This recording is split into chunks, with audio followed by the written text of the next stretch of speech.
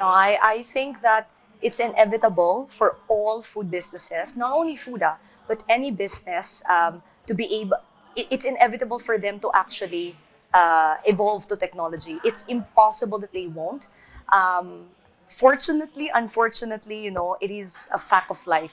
We all need to be able to pivot. And the reality is, and like what I said earlier, technology actually allows us to be able to innovate, to be able to change our products, to make it more relevant to today. So whether or not you know that you're actually eating, a fortified product or something better, it's gonna be there, and you don't need to know it. We'll do that for you, and that's what I really expect a lot of companies to do, to be at the forefront of innovation, to be at the forefront of technology, but all in the service of the consumer and for our planet.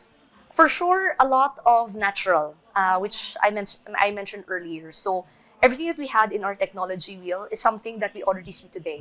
Definitely, natural is going to be such a big thing, and that includes fortification. Less sugar, less salt, clean label.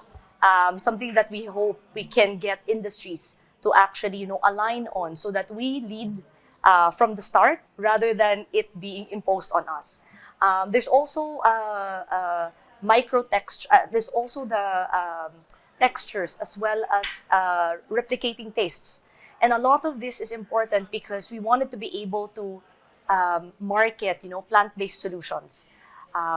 Just being able to give you, a vegan magnum with no dairy, something that's actually great for you, but also good for the planet, requires a lot of technology to actually, in a way, uh, replicate, mask, what you are used to when it comes to dairy, and that's just dairy.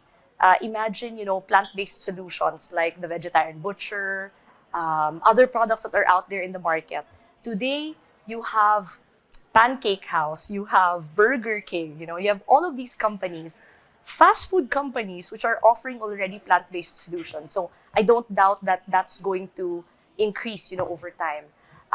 There's also digitizing factories, and that's why I talked about lighthouse factories. It is really the future.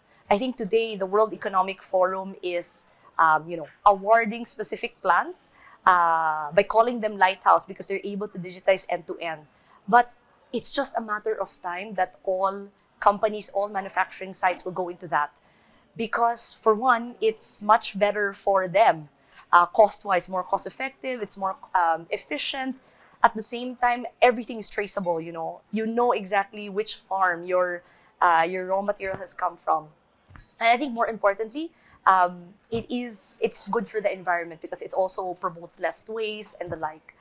Uh, we talked about regenerative agriculture and, of course, sustainable packaging. And specifically on regen agri, unless I just feel like it's a matter of time before it actually comes to every farm, to every, industry.